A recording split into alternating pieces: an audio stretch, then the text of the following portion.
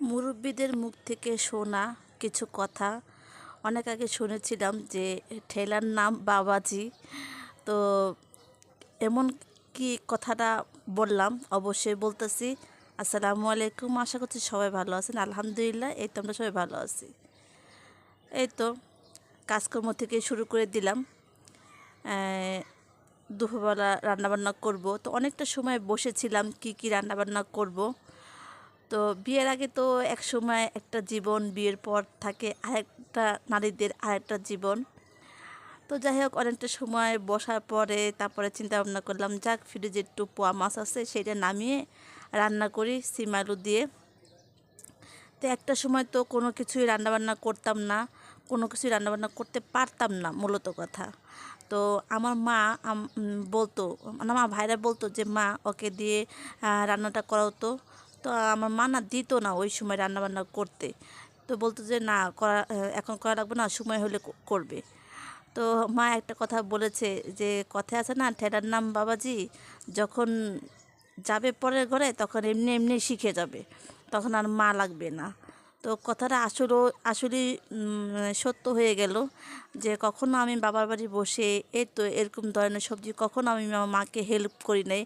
আমার মা একা একা অনেক কষ্ট করেছে, তখন তো আমরা স্কুলে ছিলাম। এসে দেখতাম যে মার সব কিছু রান্নাবান্না শেষ।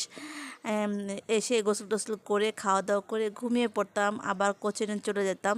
কখনো তেমন একটা মানে ওরকম একটা কাজকর্মে হেল্প করতে পারতাম না।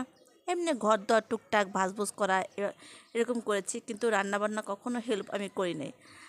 তো যাই হোক, দেখেন আজকে নিজের সংসারে নিজেই সব কিছু করতেছি, নিজেই একা একা চিন্তা ভাবনা করি কি রান্না করব না করব, কোন মাছ দিয়ে রান্না করলে মানে কোন সবজি দিয়ে কোন মাছ রান্না করলে মানে ভালো লাগবে, বাচ্চারা কোনটা খেতে চায়, কীভাবে রান্না করব।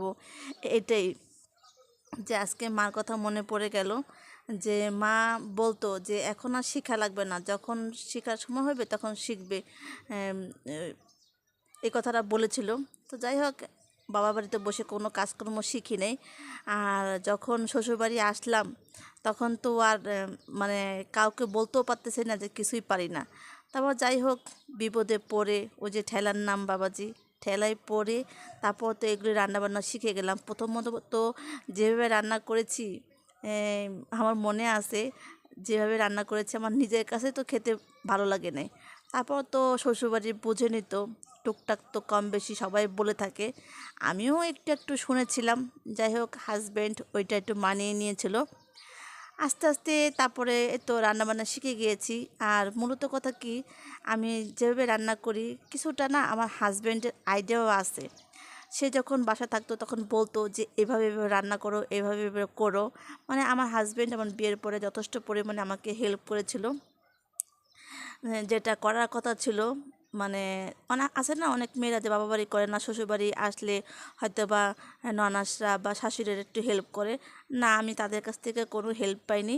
আমি নিজের থেকে একটু করার চেষ্টা করেছি, আর একটু একটু আমার হাজব্যান্ডও একটু বলে দিয়েছিল। যাই হোক, কথাটা মনে পড়ে না, আসলে খুবই হাসি লাগতেছে ওই কথাগুলো মনে পড়ে। আর এই তো রান্নাবান্না করতেছি, মাছগুলো একটু ভেজে তারপরে রান্নাটা করে নিব।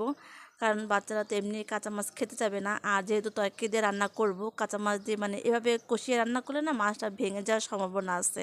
কারণ পোয়া মাছ তো এমনি একটু নরম মাছ, এই জন্য আর কি। তো ভালো করে সবজিটা আমি কষিয়ে তারপরে রান্নাটা করতেছি। তো অক্ষমের মধ্যে তো কিন্তু সব ধরনের ময় মশলা কিন্তু কষিয়ে নিয়েছিলাম। যাই হোক, কষানো আমার প্রায় হয়ে আসছে। একটাই তরকারি রান্না করব, চেয়েছিলাম একটু ভাজি করব, মূলা ছিল, মূলা একটু ভাজি করতে চেয়েছিলাম। বাচ্চারা তো কেউ খাবে না মূলা দেখে, মানে ওটা মানে আমার হাত থেকে টেনে নিয়ে ফ্রিজে রেখে দিয়েছে। বলছে তুমি এটা রান্না না, রান্না করতে পারবে না, তুমি ওই সিম আলু দিয়ে রান্না করো।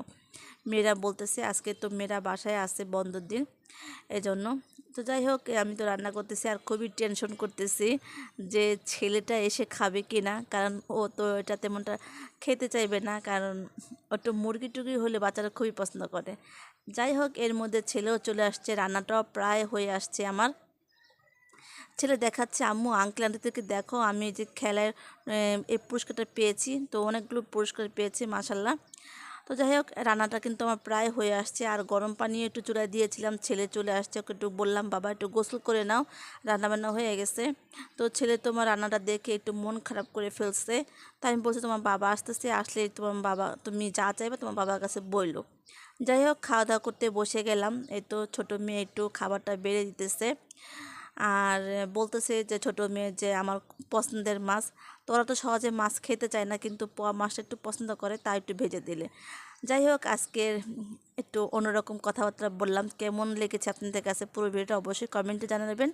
আজকের ভিডিওটা এই পর্যন্তই, সবাই ভালো থাকবেন, আসসালামু আলাইকুম।